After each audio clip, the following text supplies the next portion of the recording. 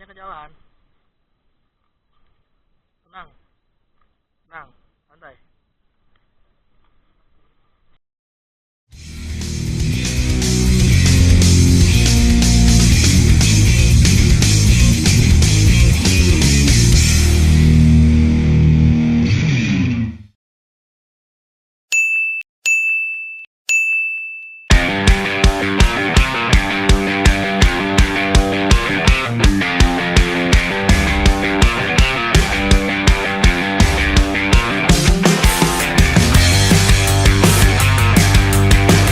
Halo men, kali ini saya mau menceritakan pengalaman ketika mendaki Gunung Batu di Jonggol, Bogor, Jawa Barat.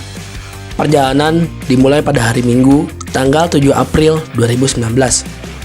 Saat itu, saya berangkat menggunakan motor berbonceng dengan teman saya yang sudah tidak asing lagi, yaitu Indra.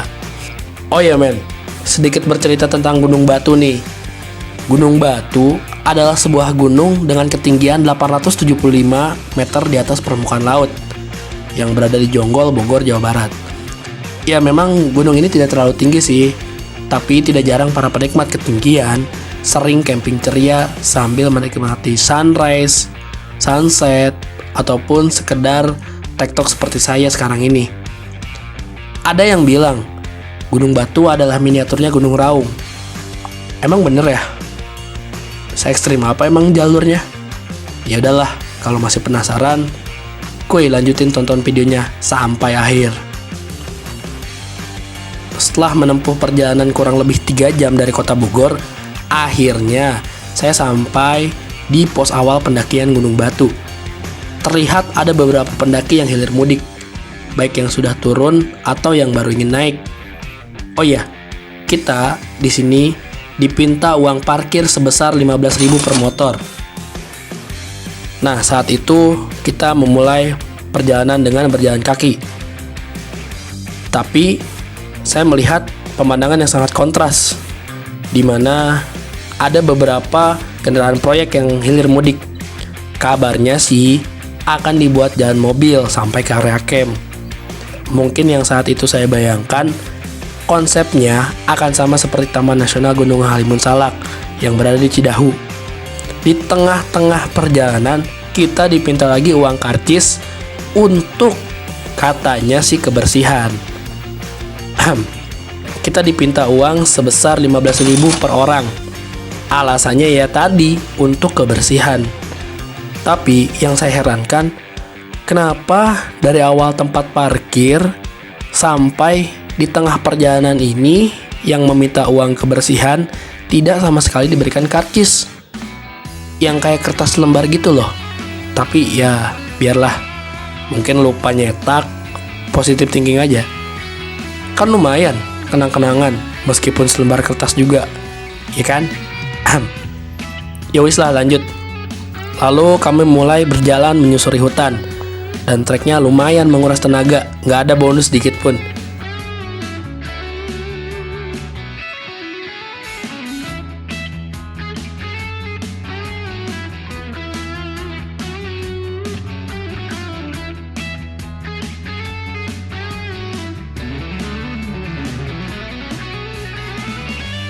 Pas sampai di area camp, disitulah saya menemukan bonus dengan lapak yang lumayan datar dan lumayan nikmat untuk camping.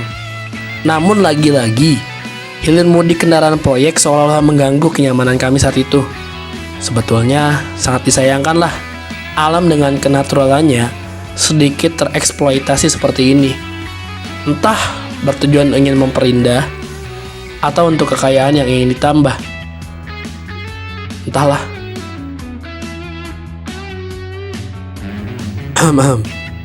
Iya dong, pastinya tarifnya naik kalau sudah jadi, apalagi kalau indah, ya kan? Lanjut lagi berjalan kaki setelah istirahat sejenak di area camp. Setelah itu jalurnya lebih terbuka, tidak ada pohonan sedikit pun di samping-sampingnya, dan itu benar-benar jurang, samping kanan maupun samping kiri.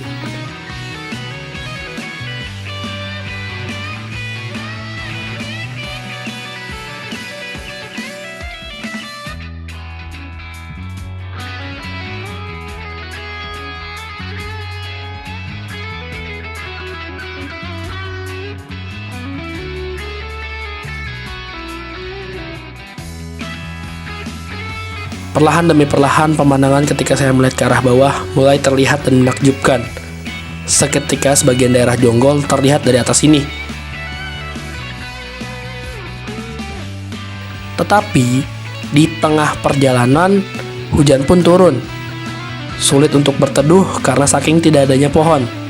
Dan bodohnya kami saat itu lupa membawa jas hujan ke atas.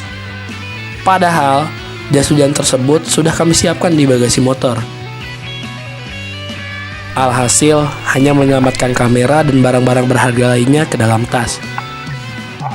Lalu sembari menunggu hujan di pertengahan jalur, saya sempat bertanya tuh kepada Indra bahwa ingin melanjutkan perjalanan sampai ke puncak atau kita balik lagi untuk ke bawah.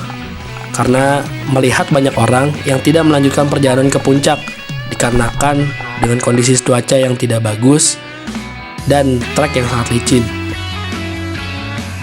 Indra pun membuat statement bahwa untuk tidak melanjutkan perjalanannya ke puncak dan memilih untuk menetap. Karena selain trek yang sangat licin dan kondisi cuaca yang kurang bagus. Di samping itu, saya tahu bahwa Indra mempunyai fobia akan ketinggian. Sebenarnya sih, saya ingin membantu untuk menghilangkannya. Ya, setidaknya kalau tidak hilang, sedikit demi sedikit lah untuk menghilangkan fobia tersebut.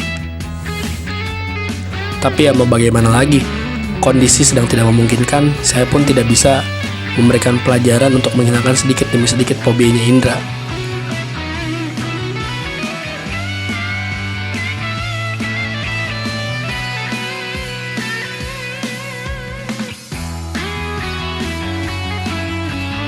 Lalu ketika kami menunggu hujan reda, datanglah 2 orang pendaki dari Boyolali mengajak ke puncak bersama.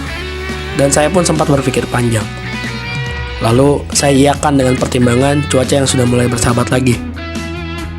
Tetapi Indra tetap kekeh untuk tidak muncak dan menyuruh saya untuk muncak bersama kedua pendaki asal Boyolali tersebut. Saya melanjutkan perjalanan bersama kedua pendaki dari Boyolali untuk menuju puncak. Menuju puncak. Dan ternyata Gunung Batu benar-benar miniatur Gunung Raung. Ya meskipun tidak se-ekstrim Gunung Raung ya, tapi setidaknya di sini lumayan menguji adrenalin kalian dan untuk menghilangkan fobia akan ketinggian.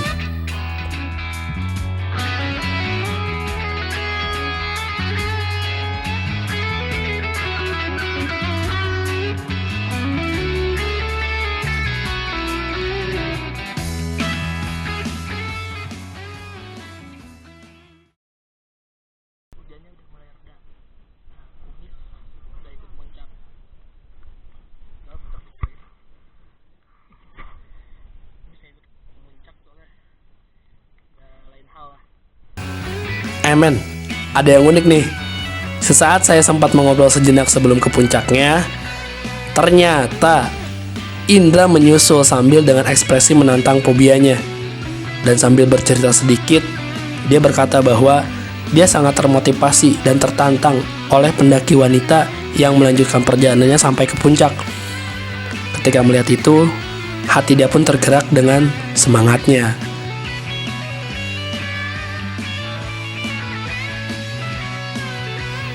Alhasil, saya, Indra, dan 2 orang pendaki asal Boyolali tersebut melanjutkan ke puncak top Gunung Batu.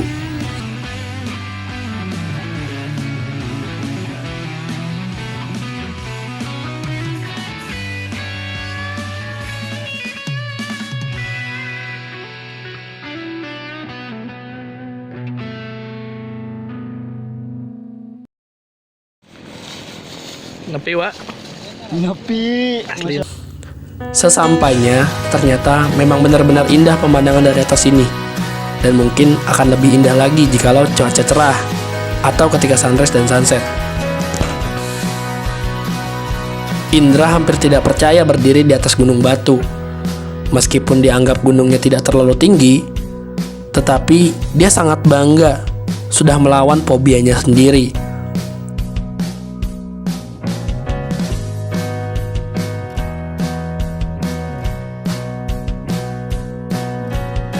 Oh ya men, kami pun tidak lupa memberikan doa ketika di puncak Gunung Batu kepada almarhum Andri Cahyanugraha yang meninggal di tahun 2015 silam, tragedi Gunung Batu, di pas tugu yang dibentuk oleh kelompok pecinta alam Gedopala.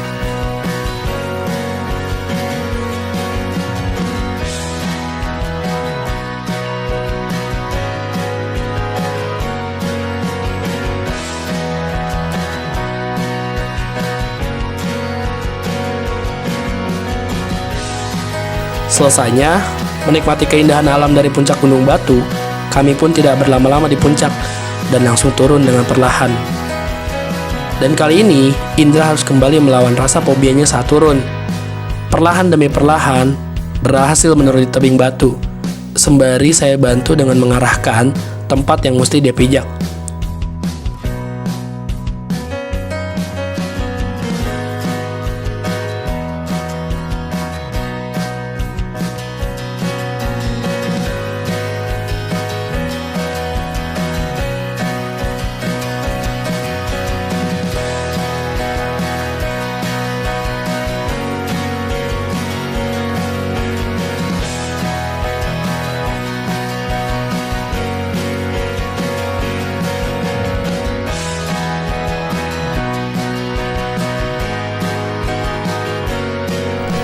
Sesampainya di area camp, saya mencoba mengajak Indra untuk turun dengan jalur yang berbeda.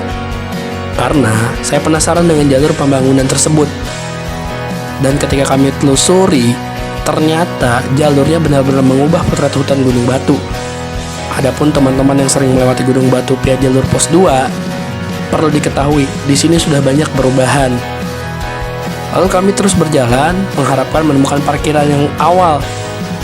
Ternyata kami nyasar dan salah keluar karena yang saya temukan adalah pos 2. Lalu di situ terdapat warung. Akhirnya kami pun sempat mengisi perut sambil ngopi santai. Sembari menikmati kopi, Indah pun bertanya kepada penjual warung.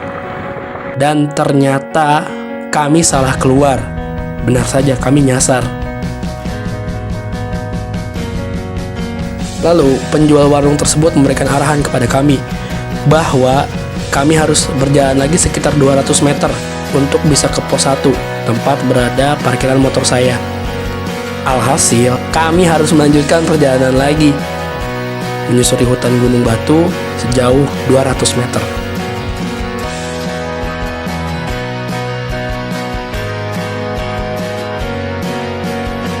Hujan kembali mengguyur.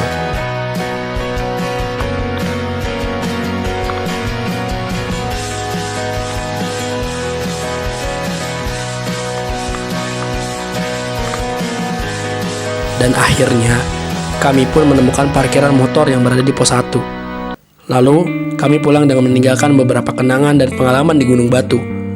Dari mulai persiapan yang harus kembali dicek, jalur yang mesti dipahami, sampai melawan ketakutan dengan semangat sendiri. Oke men, terima kasih sudah menonton pendakian saya kali ini. Semoga bermanfaat, dan sampai jumpa di petualangan selanjutnya.